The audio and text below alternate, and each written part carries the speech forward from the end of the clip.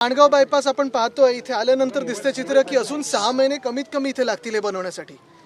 खरं तर हा महामार्ग मला वाटतं जवळपास 1 दशक जवळजवळ 20 हे चालूच आहे. आणि NHAI कडून जे आम्हाला सांगितलं जातं की गणपतीच्या आधी होणार होणार होणार किंवा नंतर डिसेंबरची तारीख येते, तसं तर डिसेंबरची तारीख आली. आता इथे उभं राहिल्यानंतर परिस्थिती आपण पाहतोय, रॅम्प एखादा इथे झालेला आहे, पण अजून कोकण रेल्वेकडून परवानगी, मेगा ब्लॉकचं परवानगी, गर्डर लॉन्चिंग, 16 मधून 4च गर्डर तयार आहेत. आणि जी खरी परिस्थिती जी आम्हाला कॉन्ट्रॅक्टने सांगितली की मध्ये जे युद्ध झालं त्याच्यामुळे गॅस बीस हा सगळं बंद होतं. पण हे सरकारकडून जे आम्हाला सांगितलं जात होतं की सगळं काही नीट चाललेलं आहे, सगळं काही सप्लाय नीट चालू आहे. आपण आता परिस्थिती पाहतोय आणि गणपतीत पण इथे लोकांचे हाल होणार आहेत, तासन तास ट्रॅफिक होणार आहे.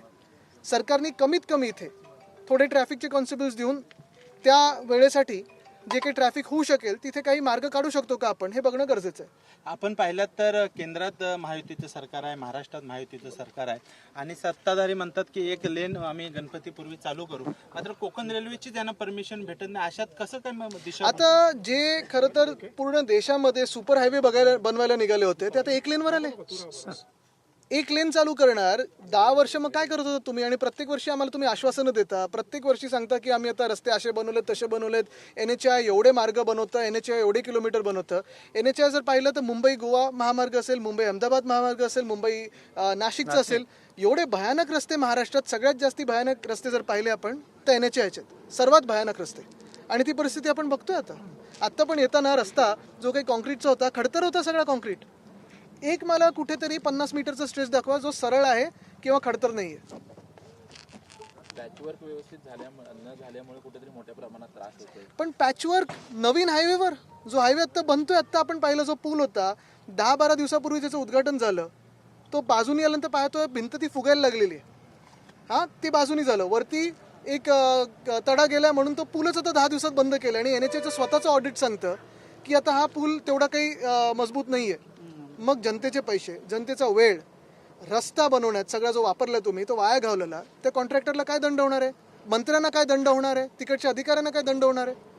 मंत्री भाषणं द्यायला मोकळे असतात, पण जे काम चालतं ते आपण पाहतो. आत्ता आपण येताना एक रस्ता पाहिला, आपण आज दौरा आहे म्हणून खडी टाकली होती, सकाळपासून खडी पण निघून गेली.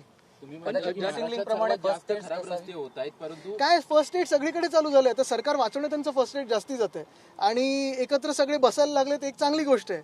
पण त्याच्यात पण किती टक्के काय मिळणार म्हणजे महामंडळ, बाकीचं मी बोलत नाहीये.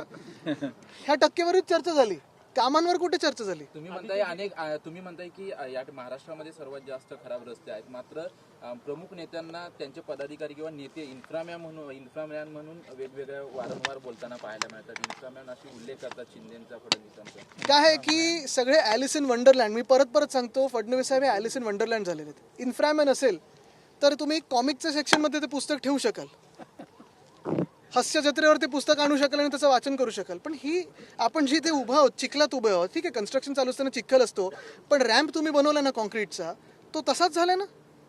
तुम्ही मुंबईतील मोकळ्या जागांचा मुद्दा वारंवार उपस्थित केला होता आणि खास करून पश्चिम उपनगरामधले जे काही 16 एकरचा त्यांची प्रेस कॉन्फरन्स झाली आता, पत्रकार परिषद झाली, स्पष्टीकरण त्यांनी दिलेलं आहे. कसं ते म्हणतात की भूखंड हा लीजवर घेतलाय, त्याचं भाडं आम्ही देणार आहे, BMC ऑडिट करणार आहे. भाडं 21 लाख पर इयर हे त्या मोठ्या स्पोर्ट्स कॉम्प्लेक्सचं भाडं असू शकत नाही.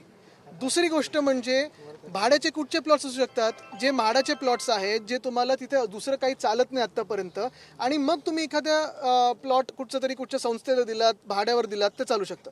पण जुहूमध्ये लोकमान्य टिळक जे मैदान आहे ते तुम्ही भाड्यावर देताय, जनतेचं मैदान भाड्यावर देताय.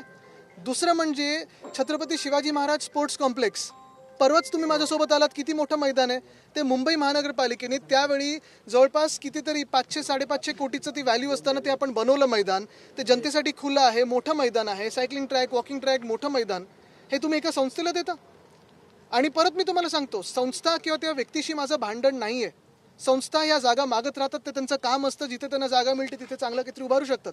पण जी जनतेची मैदानं आहेत, जी जनतेची भूखंड आहेत, जे जनतेच्या जागा आहेत, किंवा मग शाळा असतील किंवा आरोग्य केंद्र असतील, प्रायव्हेटायझेशनला आमचा विरोध आहे. आणि खास करून मोकळी मैदानं तुम्ही तुमच्या आमदारांच्या घशात टाकू शकत नाही, त्याला आम्ही विरोध करणार. आणि जर आत्ता मुख्यमंत्र्यांनी ते पूर्ण जो प्रस्ताव आहे तो मागे घेतला नाही तर जू अंधेरी मुलुंडला पण जो पेट्रोल पंप च्या नावाखाली ढापायला निघालेत, सगळीकडे आम्ही तीव्र आंदोलनं करू आणि तिथेच बसू. लायसन रद्द करावं. ते म्हणतात लायसन मी घेतलेलं आहे 2 तास आणि सकाळी आणि तुम्ही त्यांचं पत्र बघितलं, त्यांनी ते पत्र लिहिलंय की मुख्यमंत्र्यांच्या आशीर्वादामुळे मिळालेलं आहे. का मुख्यमंत्र्यांचा स्पेशल आशीर्वाद अशा काही लोकांवर आहे, दुसऱ्या लोकांवर का नाही आहे? परवाकडे आपण पाहत होतो आदिवासी विद्यार्थी तिथे आंदोलनं बसलेले. राहुल गांधींचं पत्र लागलं आणि आमच्या सगळ्यांचा आवाज लागला त्यांना न्याय मिळवून देण्यासाठी. मुख्यमंत्र्यांचा का आशीर्वाद त्यांच्यासोबत नाहीये? हीच परिस्थिती महाराष्ट्रात पाहतो ना आपण. मुख्यमंत्र्यांचा आशीर्वाद मुंबई गोवा महामार्गाला का नाहीये? सर, एक मोखाड्यातला प्रश्न आहे. मोखाड्यामध्ये धर्मांतराचा मुद्दा समोर आलाय. 22 महिलांवरती तिथे नोंद झाले, गुन्हा नोंदवण्यात आलाय.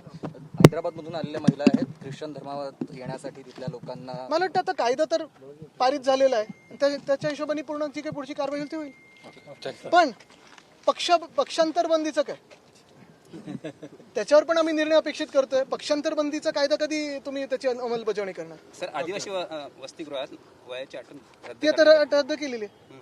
पण देशाचा आवाज जेव्हा वाढला, जेव्हा छात्रो की गूंजमध्ये एका विद्यार्थिनीने बोलून दाखवलं, तेव्हा मुख्यमंत्र्यांना आठवलं. आता सध्या दिसतात मुख्यमंत्र्यांना त्यांचे आमदार दिसतात.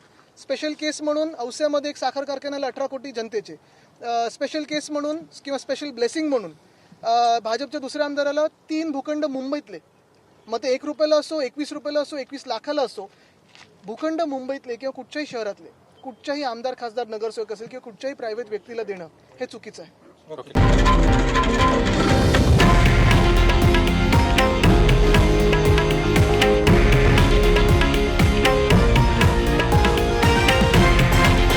हे आहे देशातील नंबर 1 न्यूज नेटवर्क आणि आपण पाहत आहात TV9 मराठी, एकमेव.